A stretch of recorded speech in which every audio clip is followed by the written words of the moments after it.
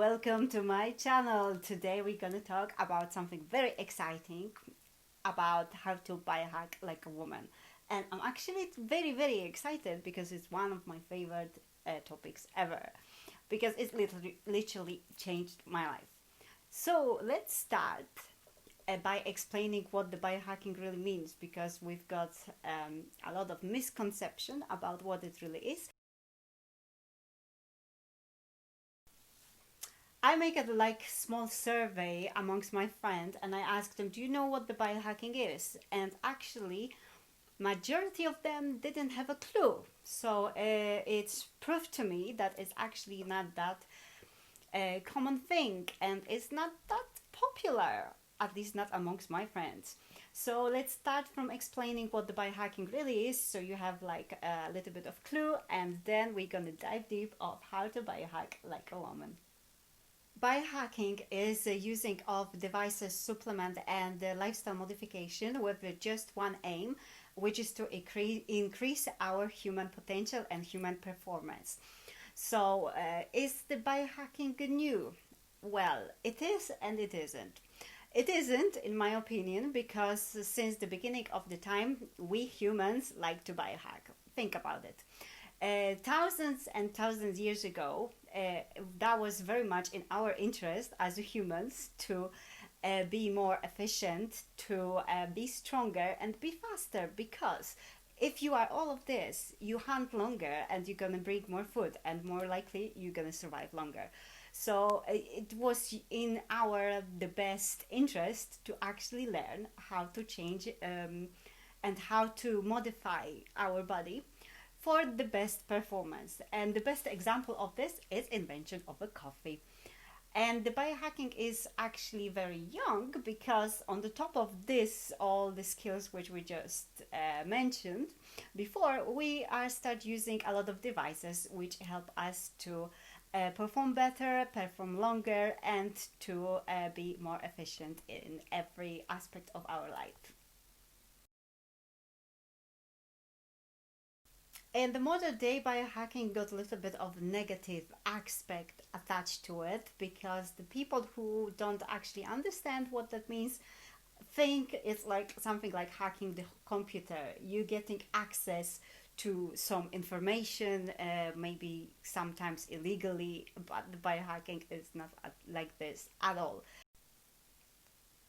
I noticed that many people who are into biohacking making a few mistakes and a few common mistakes in my opinion. For example, they treating the biohacking like an amazing tool which can save them from themselves. Let me explain. Like for example, they some of them think like it's okay to party hard and to do coke and then you literally crash and then bring yourself back, literally resurrect yourself by using some biohacking tools, which is absolutely rubbish. You know, it's not, it's doesn't mean to be and work that way. But I noticed that some of people using it that way, unfortunately. Another mistake which I notice a lot of biohackers make is that they rely too much on technology, in my opinion. Like there is the video of the one very famous biohacker who openly claimed that he don't believe in sun. Like, you know, we've been in this earth and, you know, sun give us life and everything in this earth function thanks to the sun. So putting this kind of opinion to everyone claiming that you don't believe in sun but you believe in some artificial sun created by humans, that's a little bit silly. Do you know what I mean? So we should have a little bit more faith in nature because it's been guiding us for so long so far. So I don't see any reason why should we be making step back from the nature when we can actually reconnect. And this is what I think what the earth needs at this moment, reconnecting with nature, not with technology.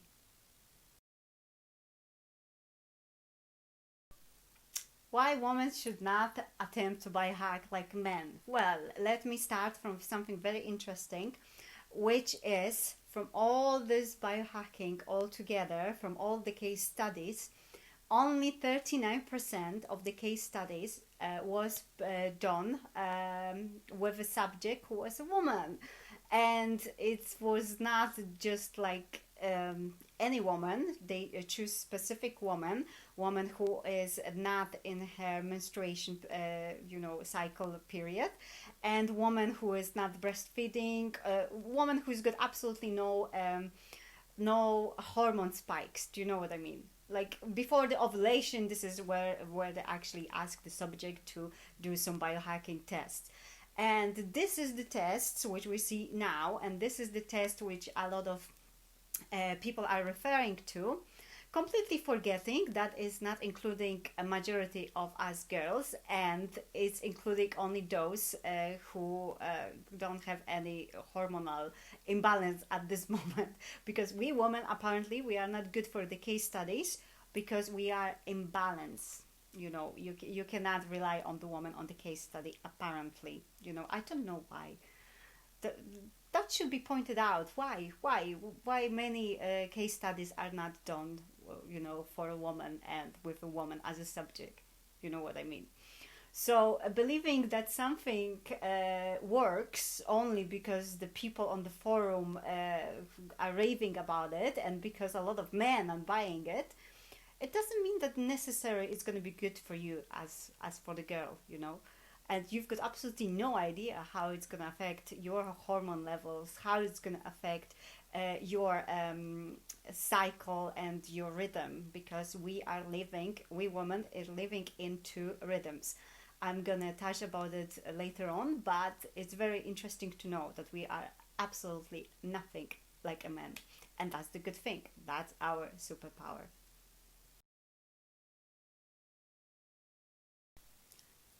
There are two rhythms we are living by, and one is 24-hour circadian rhythm, and is actually described as the male rhythm because all of the men are living according to this one. Does it apply to us women? Yes, of course, because our life around runs in 24-hour cycle as well. But let me explain you what is the differences. So the circa is mean the circle, the around the circle, and dia it's mean day in Latin. So that's actually explanation of circadian rhythm. And how does it differ from our women infradian rhythm? So let's focus on the men. Men, the rhythm is man is waking up and he's full of energy, and the testosterone is rising, and not only testosterone. So basically that's the man morning. He is ready for action, and that's why we are starting work very early. Notice that, because to accommodate men productiveness. And in the afternoon, where testosterone is decreasing, it make men a little bit more sociable. So it's not the action orientated like in the morning, it's more like social orientated.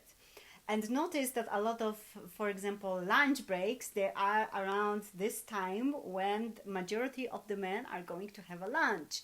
And a lot of business meetings are also scheduled at this time, so the men are the most productive at this time. And afternoon, about 3 p.m., man testosterone level is going rapidly down, and he's very sensitive to his estrogen level, and he just won't basically hibernate and sit in the couch. So this is basically how our days run, and this is how we women running our lives too, according to this male circadian rhythm, which is actually making us sick and is actually causing us more harm than it actually have benefits. A lot of us ladies, we are trying to be as productive as men following their circadian rhythm, which is not good for us. And I think we should actually stop and start connected with our inside the superpower, because we women, we've got a lot of superpowers and we just forgot about it. And we should stop trying to be as productive as a man, because we just have to harness what we've got, and we've got a lot of amazing superpowers. So I noticed that a lot of women taking the productivity as the measurement of like ultimate success. Even my close friends, when I ask them like how are you and how is everything, they just giving me productivity report. They're like, oh yeah, I'm so busy, I have to do this and that and blah blah blah blah. You know, I'm not asking how busy you are. I'm asking like humanly, how are you? But we as a woman, somehow we think that being busy and being productive and having so many things to do and all of this is like a measurement of success, which is actually not. It's really not. And then we are running, you know, like poor us, we are running, trying to catch up with everything, forgetting that, for example, before our period, our body reacting differently to many food, to many exercises, and we shouldn't be scheduling any project. Absolutely not at this moment, because we're not gonna harvest as much energy, and it's gonna be not that much efficient. So we as a woman, we have to pay close attention to our infradian rhythm, which is full of amazing things to offer, and all the superpowers are available only for us girls because men don't have it. Is our 28 days rhythm, and we are basically running in two rhythms because we are running in circadian rhythm, which is 24 hours rhythm, and we are running through infradian rhythm. So it's basically our menstrual cycle, and it's amazing. But I'm not going to do the spoiler alert because I really want you to read this book. This book is absolutely eye-opener for me. It's a book by Alisa Vitti, which is the pioneer of the female biohacking, and I really really recommend you this because you will actually see all the benefits you're gonna have when you synchronize your living with your cycle, which is absolutely amazing. I didn't use this system with biohacking myself, but I noticed when I actually combine her Alisa Vitti knowledge with what I did before, that was absolutely a game changer. You know, so you can take it and you can just take the bits and pieces which you actually think they are useful for you. But I'm not gonna do the spoiler alert because I think this book, it should be read by every woman out there. Like seriously, if you think I'm exaggerating, go after this video and Google Alisa Vitti Woman in Impact. You will see absolutely mind-blowing interview, and you will learn so much. It's just like 30 minutes, but you're gonna learn so much. Like, I don't know why we're not learning this in schools. I really really we really really should. Chronobiology is the field of biology which focus on the case studies um, with the organism living in the cycles, and how this living in the cycles affect their abilities and affect their adaptation and psychological rhythm, which is very interesting. And I got absolutely obsessed with cycling because, well, I found myself that I actually disconnect from it very early. And when I come back to cycling and living around my biological clocks, then everything just clicked in the right place. So let me explain how that actually happened. I lived in a small village in Poland, and as majority of Polish farmers, we've been living by the seasons. So we've been eating things, you know, basically by the seasons. What we had on the field, what we harvest, this is what we eaten. And I was absolutely amazing, you know. I was absolutely happy, healthy, no problems whatsoever. My immunity system was rocking. You know, I was one of these children who was actually playing with mud and, you know, eating things just from the ground like a carrot, basically. And I'm still alive. And the things changed when I actually grew up and when I moved to the city, and I discovered that I stopped living by the cycles. That was one of the main biggest discoveries I make. Because think about it, you know, the bananas are available for us all the time, the same all the fruits, and we are not cycling, you know, with the foods like we used to do before. Apparently, before we humans used to eat over 300 different vegetables and in one season. Can you imagine that? Like 300 different vegetables. I don't know if I can eat 300 even a year now. I don't even know if I know 300 vegetables by now.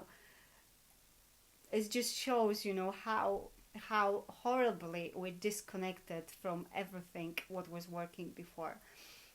So that's why I absolutely love chronobiology, and I love the way how it's actually how beautifully it all comes together, and it's just absolutely masterpiece. You know, if you know more about it, you will be as much amused as I am just now.